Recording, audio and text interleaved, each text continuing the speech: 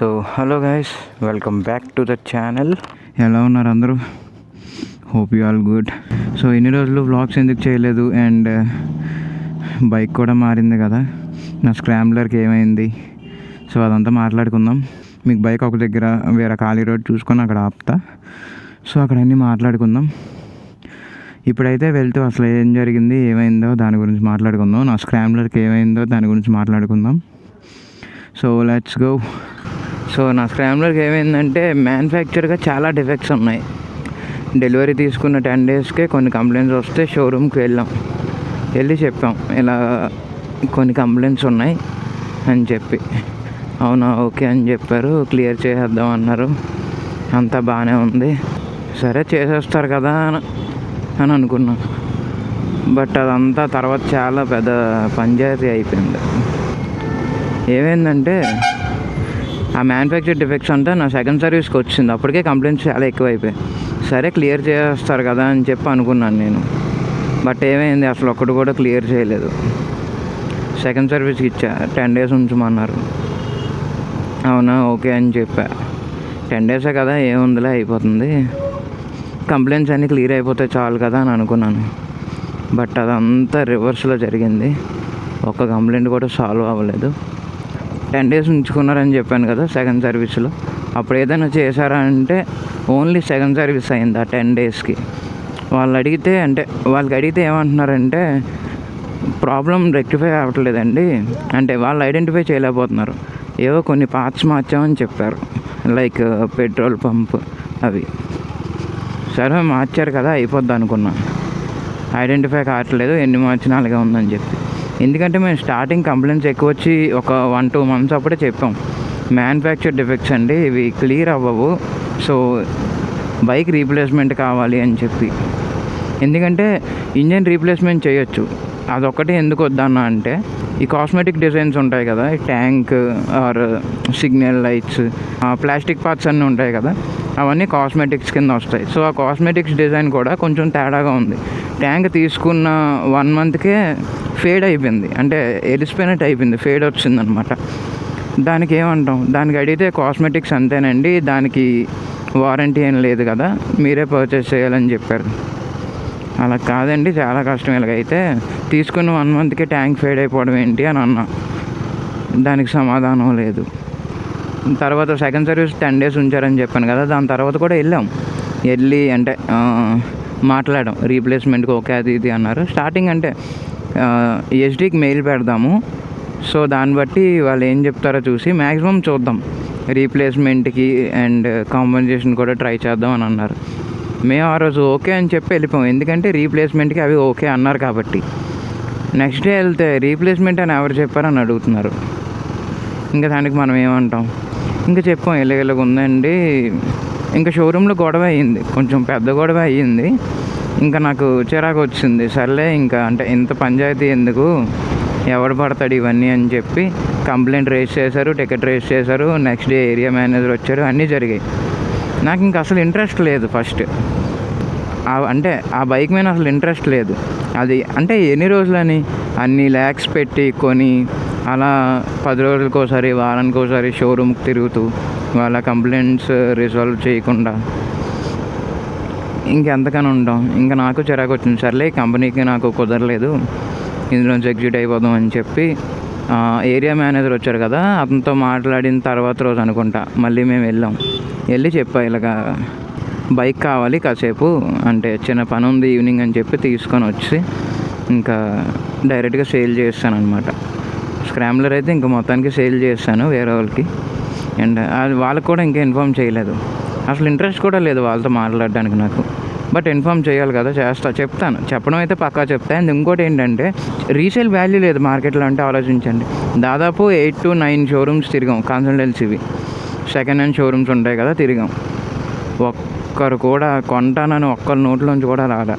Bike market value చాలా తక్కువ ఉందండి, అది కాకుండా ఎవరు కొనుక్కోవట్లేదు, సో అందుకే మేము తీసుకోవట్లేదు, అంటే మాకు వద్దు అని చెప్పారు. సో అందుకే తీసుకోవట్లేదు, మాకు వద్దండి అని చెప్పారు, చాలామంది చెప్పారు. ఇంకేముందని చెప్పి ఇంకొక షోరూమ్ ఉంది, దానికి వెళ్తే ఓకే, అతను ఇంకా సరే అని చెప్పి మాట్లాడాం, తీసుకుంటా అన్నారు. బట్ వాల్యూ ఎక్కువ రాలేదు. ఇన్కేస్ ఎవరైనా గెస్ట్ చేస్తే కామెంట్ సెక్షన్లో మెన్షన్ చేయండి నా స్క్రాంబ్లర్ ఎంతకి వెళ్ళిందని చెప్పి. అంతే. సో బైక్ది అలాగైందనమాట. నా అంటే వీడియోస్ చేయకపోవడానికి కారణం ఏంటంటే ఒకటి బైక్, రెండోది గోప్రో కూడా అనమాట. నా ఇండిపెండెన్స్ డే రైడ్ ఉంది కదా, ఆ రైడ్ అయిపోయిన తర్వాత ఆ రైడ్లోనే వర్షంలో నాది కొంచెం తడిసి బ్యాటరీ మాడ్యూల్ పోయింది, యాక్షన్ 2 కెమెరాది.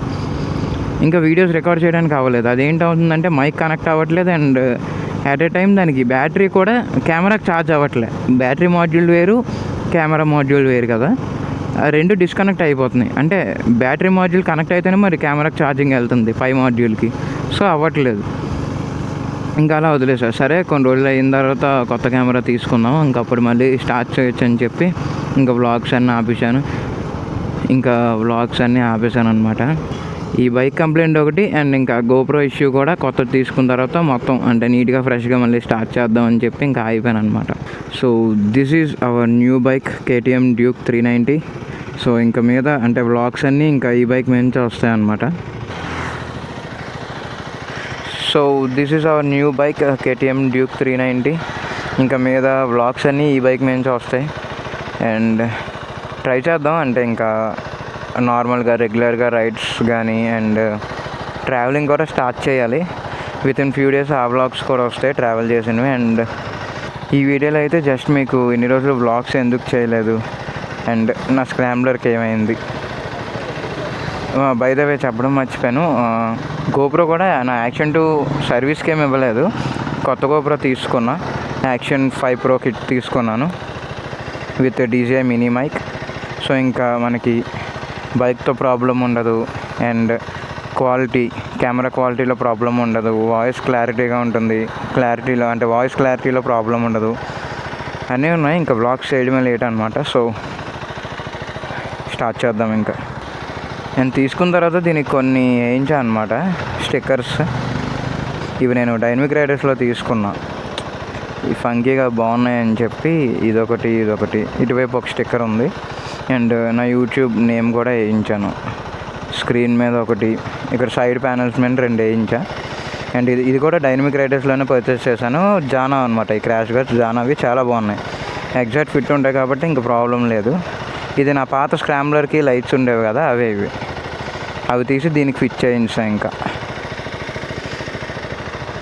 ఎక్స్ట్రాగా ఏమైనా వేయించానంటే ఓన్లీ ఈ క్రాష్ గార్డ్స్ ఒకటే అండ్ ఈ లైట్స్. సో బటన్ ఇక్కడ ఫిక్స్ చేయించా. ఓవరాల్గా బైక్ అయితే చాలా బాగుంది అండ్ నా బైక్ నేమ్ వచ్చేసి రోజీ అని పెట్టా అనమాట. సో అందుకే ఇక్కడ దీనికి స్టిక్కరింగ్ కూడా వేయించాను. ఎక్కడ వేద్దామని ఆలోచిస్తున్నా. ఎలాగ మనకి ఇక్కడ యాక్సిలరేషన్ ఉంది, సో డ్రైవ్ చేస్తున్నప్పుడు కొంచెం మోటివేషన్ ఉంటుంది, అందుకే ఇక్కడ రోజీ అని చెప్పి ఇక్కడ వేయించాను. దీనికి ఏం స్టోరీ లేదు, బైక్కి ఏం పేరు పెడదామని చెప్పి ఇది పెట్టాను అనమాట. ఇది నచ్చింది నాకు. నా పాతది Java 42 ఉండేది, దానికి కూడా సేమ్ ఇదే నేమ్ రోజీ అని చెప్పి. సో దీనికి కూడా అదే వేయించా.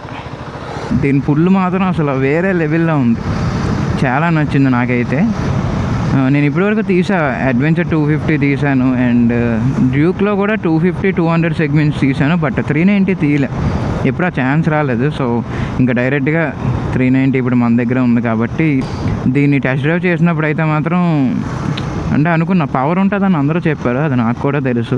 బట్ అంత పవర్ ఎక్స్పెక్ట్ చేయలేదన్నమాట. అండ్ ఇది Gen 3 కదా, దీని ఇంజన్ కూడా మారిపోయింది. అంటే LCU ఇంజన్ సెగ్మెంట్లో వస్తుంది కదా Gen 3 నుంచి. కాస్మెటిక్స్ కూడా చాలా బాగున్నాయి, డిజైన్ నచ్చింది. నా camera angle and voice clarity ఎలాగుందో తెలీదు. అంటే కొత్తవి కదా, సో నేను టెస్ట్ చేయలేదు, డైరెక్ట్గా చేస్తున్నాను అనమాట. సో ఇన్ కేస్ ఏమైనా అంటే కెమెరా యాంగిల్ కానీ ఏదైనా బాగోపోతే నాకు ఒకసారి కామెంట్ సెక్షన్లో చెప్పండి, definitely I will change. Voice కూడా క్లారిటీ ఎలాగుందో చెప్పండి. నాయిస్ రిడక్షన్ ఆన్లోనే ఉంది, -9లో పెట్టా. దీనికి నాయిస్ రిడక్షన్ అది అడ్జస్ట్ చేసుకోవచ్చు అనమాట. ఫస్ట్ సర్వీస్ వరకు ఎక్కువ పుల్ చేయొద్దు అన్నారు, సో అందుకే నేను దీనికి ఎక్కువ స్ట్రెస్ పెట్టట్లేదు. జస్ట్ ఇప్పటి వరకు కూడా జస్ట్ 60 to 70 ఎక్కించా అంతే. బట్ నా స్క్రాంబ్లర్ అంటే HD స్క్రాంబ్లర్ విషయంలో మాత్రం అసలు చాలా డిసప్పాయింట్మెంట్. టోటల్గా లాస్కే వచ్చింది మనకి. అంటే ఎండ్ ఆఫ్ ది డే దాంతో ప్రాఫిట్ ఏం లేదు, టోటల్గా లాస్. బట్ ఏం చేయలేం. నార్మల్గా మనకు నచ్చిన బైక్ కానీ అంటే మన దగ్గర ఇప్పుడు సపోజ్ బైక్ ఉందనుకోండి, దాన్ని సేల్ చేసినప్పుడు కొంచెం బాధ వేస్తుంది కదా. నాకు స్క్రామ్లర్ సేల్ చేసినప్పుడు అలాగే అనిపించలేదు. ఇన్ఫ్యాక్ట్ బాధ అవి పక్కన పెడితే చాలా రిలీఫ్ అనిపించింది.